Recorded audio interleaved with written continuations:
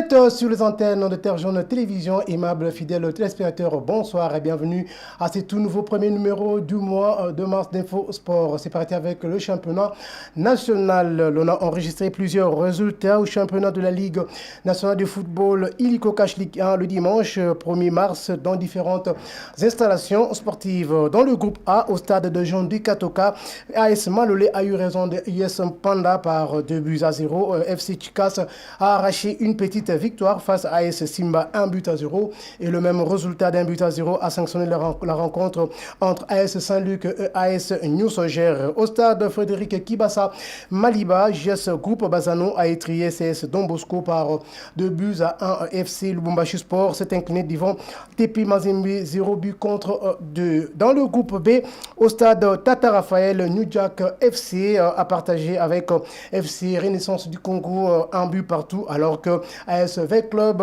et Céleste FC se sont séparés 2-2, 0 but partout. Enfin, au stade Joseph Kabila Kabangi, FC Étoile d'Ekivu a fait match nul de 2 buts partout avec FC Les Aigles du Congo.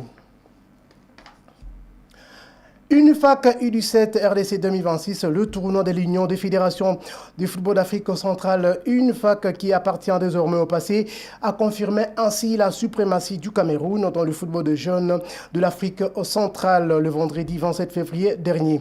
Dans une rencontre de la troisième journée aux allures de finale, les Lions indomptables de U17 se sont logiquement imposés face aux Léopards U17 de la République démocratique du Congo par 2-0. Ces derniers affichant certaines limites dans le jeu. Esther Onsoudila. Au coup d'envoi, les deux meilleures sélections du tournoi, toutes deux qui avaient 6 points chacune, s'est disputé la première place. Une position stratégique puisque les deux formations étaient déjà assurées de décrocher leur qualification pour la prochaine Coupe d'Afrique de Nations U17.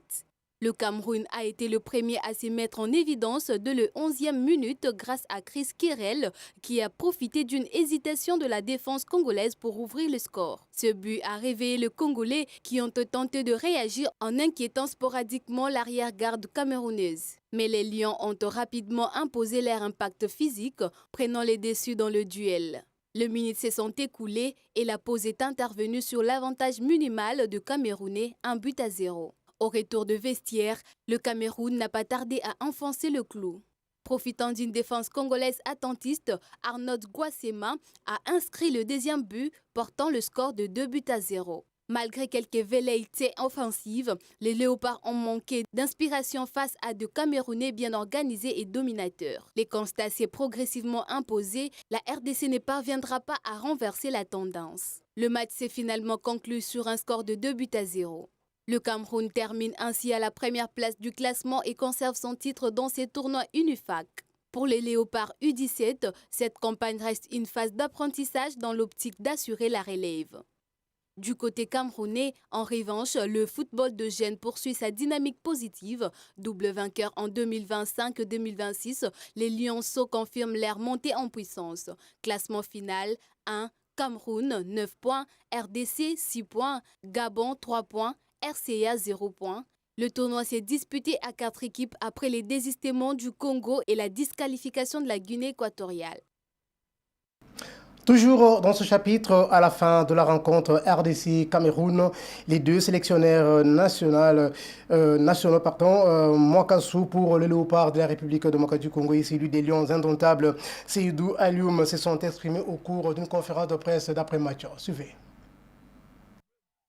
Nous sommes arrivés à un moment où nous devions nous organiser, mais suite à cette désorganisation-là, à la dernière seconde, l'adversaire a profité de mettre le but.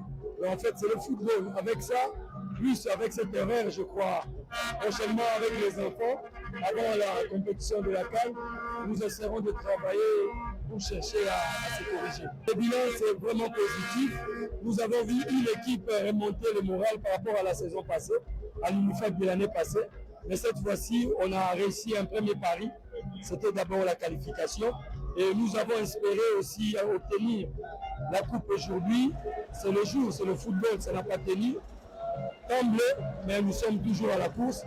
Nous essaierons toujours de préparer pour les prochaines séances. Vous savez que on a beau être favori, On savait qu'on était attendu parce que les équipes de cette année étaient quand même des équipes bien. Le niveau était un peu plus relevé que l'année dernière. Mais on a quand même confirmé notre statut de favori comme vous dites. Et c'est important pour nous parce qu'il était question quand même au niveau professionnel qu'on essaie quand même de répéter ce qu'on a l'habitude de faire. C'est vrai, avec le recul, c'est vrai qu'on a eu quand même beaucoup de lacunes. On est obligé parce qu'on va de l'autre côté, sachant qu'on a quand même cette expérience-là de la fin de l'année dernière. Nous savons là où on a péché. On va essayer de travailler dessus. Une fois rentré, le travail le plus dur commence parce qu'il va falloir qu'on essaye déjà à s'organiser pour pouvoir rentrer en stage et chercher quelques 5-10 joueurs par exemple qu'on doit compléter avec l'effectif qu'on a qui est bon. Et en fonction de ça, on va se préparer et essayer de corriger ce qui n'a pas marché l'année dernière. Ligue nationale de football de jeunes pour Zéphiré Kanida Moukania. Le moment de la moisson pour le football de jeunes de la République démocratique du Congo a sonné. L'homme a posé toutes les fondations possibles pour permettre à la jeunesse congolaise de s'épanouir en réalisant des résultats escomptés. Et le grâce Mpongo pour les hommages. En attente d'une mise en place d'une académie nationale, la Ligue nationale de football des jeunes, que dirige Zéphir Kinanda, organise régulièrement chaque année le championnat national de la catégorie U17.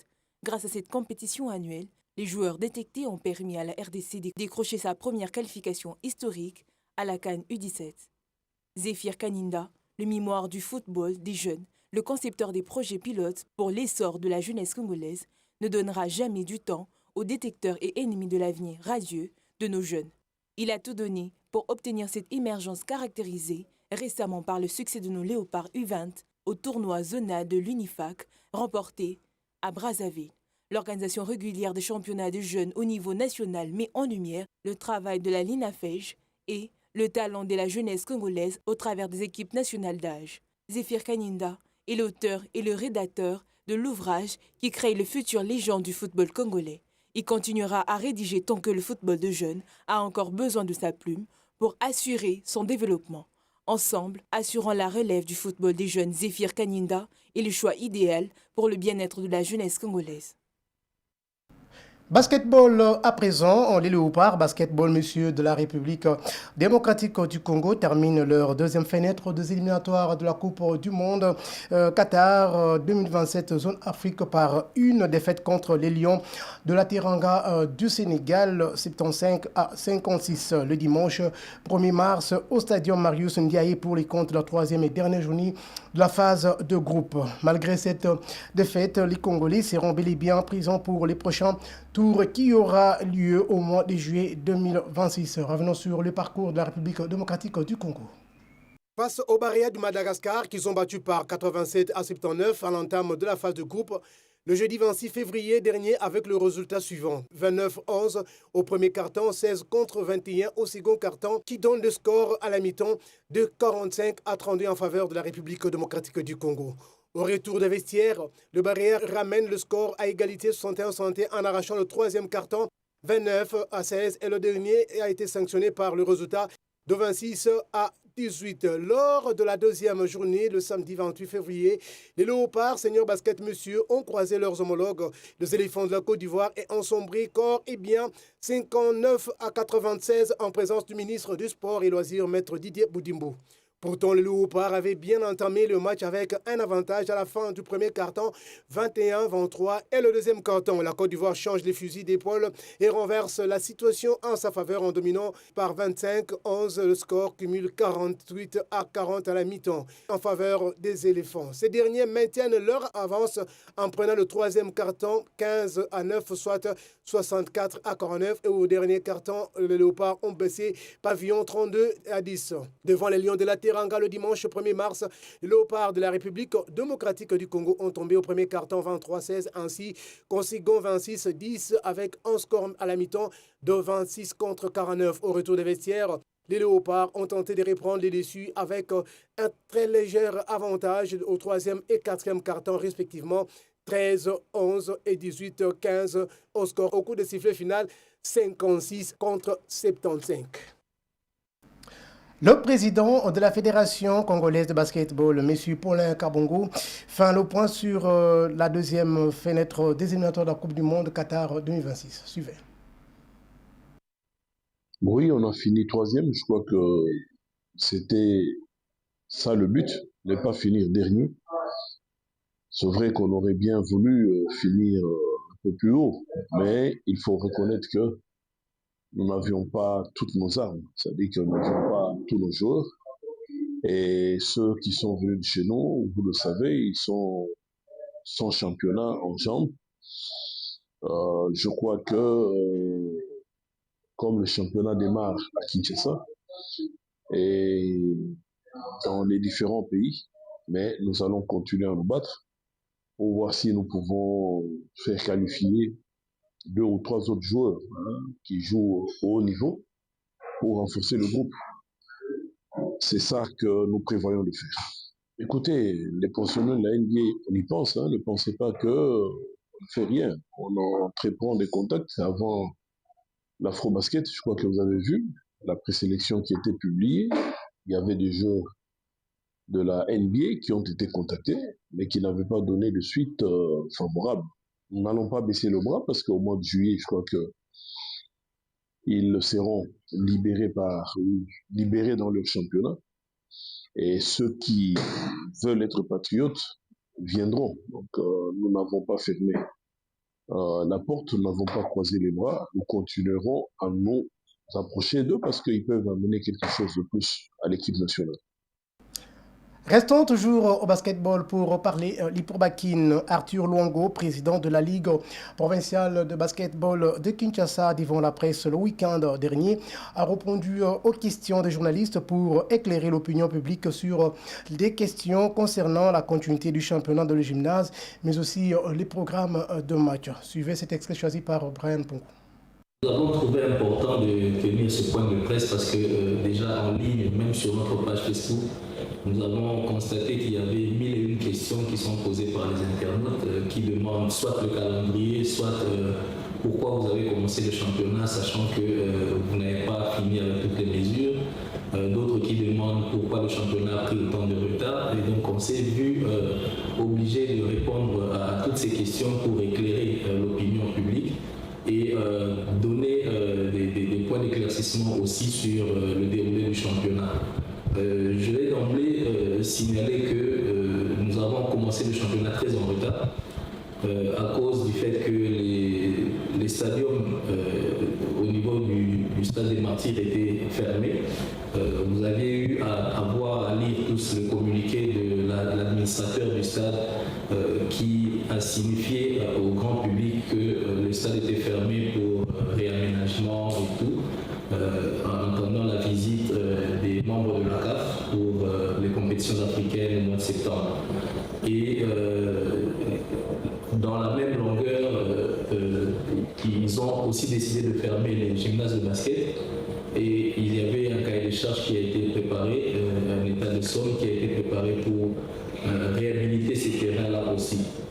Fort malheureusement, dans la réponse qu'ils ont reçue au niveau du gouvernement, il a été priorisé de faire les travaux sur le terrain de football et le reste pourra suivre après.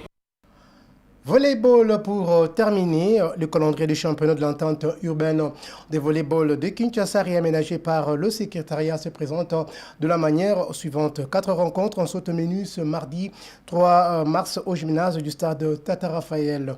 Chez les dames, à 11h juste, OGKS jouera contre la formation du VC La Gracia et à 13h juste dans la version masculine, VC Madaka abordera VC Free Boys suivi d'un autre match chez les messieurs qui va mettre en opposition la formation du VC Green Team à celle du VC Garde républicaine.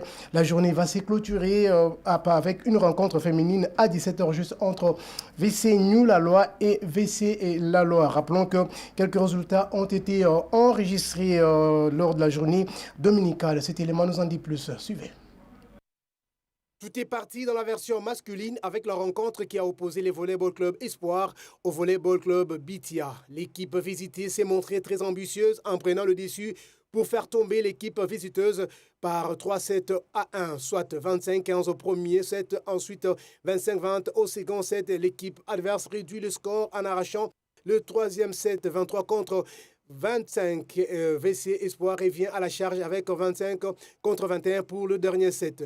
Dans l'autre match, le Volleyball Club Garde républicaine s'en est sorti victorieuse devant la formation du Volleyball Club Free Boys en l'écrasant par 3-7 à 0. Un match légèrement dominé avec une moyenne de 18,3 points par set, soit 25-4, 25-8 et 25-8. Toujours chez les messieurs, le Volleyball Club Service National a fait face à une très jeune équipe dynamique du Volleyball Club Madaka en la surprenant sous le score de 3-7 à 0 à qui elle n'a pas laissé prendre même un set comme le résultat le démontre. 25-17 au premier set, 25-17 au second et enfin 25-10 au dernier set. Le clou de la journée s'est enfoncé avec une seule rencontre chez les dames. Le Volleyball Club Les Aigles du Congo a confirmé sa suprématie devant le Volleyball Club Kano d'Njili par 3-7 à 1. Bien que le match ait été serré avec une moyenne par set de 4,5 points, soit 25-23, 25-17, 19-25 et 26-24.